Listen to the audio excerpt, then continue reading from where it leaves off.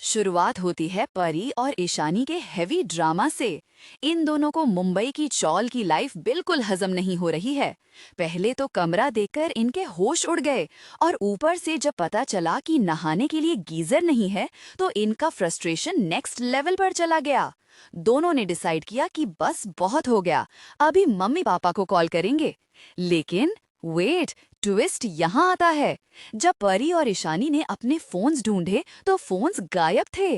वो परेशान हो गई, लेकिन सच्चाई ये थी कि ये अनुपमा का मास्टर प्लान था। उधर अनुपमा सरिता ताई को सबके साथ मिलकर काम करने के लिए समझाती है। सरिता बताती है कि उसके साथ खुद ही कोई काम नहीं करना चाहता। तभी अनुपमा कहती है कि हम सब मिलकर अच्छा काम करेंगे। इसी बीच अनुपमा को जसप्रीत का पैनिक कॉल आता है कि फिल्म सिटी में शूटिंग के लिए 50 लोगों का खाना अर्जेंटली चाहिए। अनुपमा ने बिना डरे मुंबई देवी का नाम लेकर चैलेंज एक्सेप्ट कर लिया। एपिसोड का इमोशनल ड्रामा अंश के साथ हुआ जब वो कहीं से बुरी हालत में लौट रहा था। बा और बापूजी के पूछने पर उसने बताया कि छोटा मोटा झगड़ा है। फ्लैशबैक में दिखाया गया कि अंश को जॉब नहीं मिल रही क्योंकि वो कोठारीज का दामाद है और इस चक्कर में उसकी लड़ाई भी हो गई। और जब अंश घर आया है तो वो बहुत बुरी हालत में है। ये सीन बाप भी देख रही है।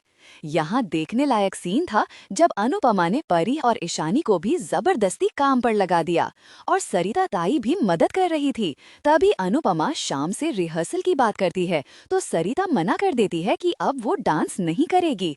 अनुपमा उन्हें समझाने की कोशिश करती है कि तभी पीछे से हॉर्न बजता है और वहाँ एक बिल्डर आता है जिसे सब चौल बेचने से साफ मना कर देते हैं। लेकिन सरिता ताई सबको कन्विंस कर रही है कि घर बेच दो।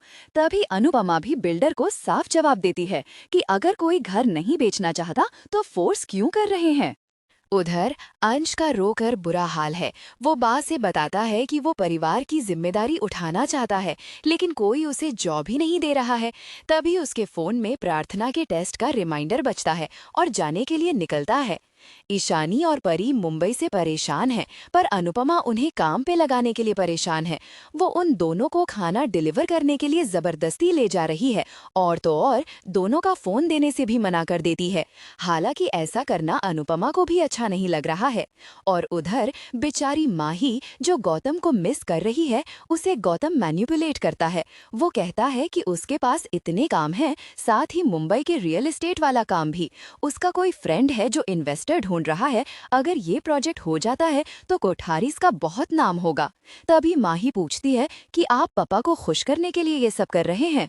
वो झूठ बोलता है कि वो दिन रात मेहनत कर रहा है ताकि उनके फ्यूचर सिक्योर हो जाएं। माही बेचारी पिघल गई, पर उसे सच्चाई का कोई आइडिया नहीं है। सीन शिफ्ट होता है हॉस्पिटल में। प्रार्थना चेकअप के लिए गई थी और जैसे ही वो बाहर आई, पीछे से गौतम आकर खड़ा हो गया। गौतम प्रार्थना को अंश के खिलाफ भड़काने की कोशिश करता है और कहता है कि उसे तो याद भी नहीं है, वरना वो तुम्हें ऐसा अकेले नहीं छोड़ता। तभी प्रार्थना आगे जा ही रही थी, उसे चक्कर आ गया। गौतम ने उसे बाहों में थाम लिया। बदलक की अंश ने ये सीन देख लिया। अब अंश के दिल में जेलसी और गुस्से की आग लग चुकी है। परी और ईशानी फिल्म सिटी के सेट पर जा रही थी। तभी दोनों आपस में बात करती हैं और प्लान करती हैं वहां से भागने का, जिसके लिए वो पाखी और तोशु से कहती हैं कि हम घर आएंगे और एक ऑटो पकड़कर निकल जाती हैं। थोड़ी देर बता है एक गजब का ट्विस्ट। दरअसल वो ऑटो ड्राइवर कोई और नहीं, अनुपमा है। अनुपमा दोनों को अच्छे से समझाती है। अनुपमा फिल्म सिटी आ चुकी है, तो अब देखना होगा क्या जादू दिखाती है और गौतम कैसे अनुपमा की चाल पर कब्जा करता है।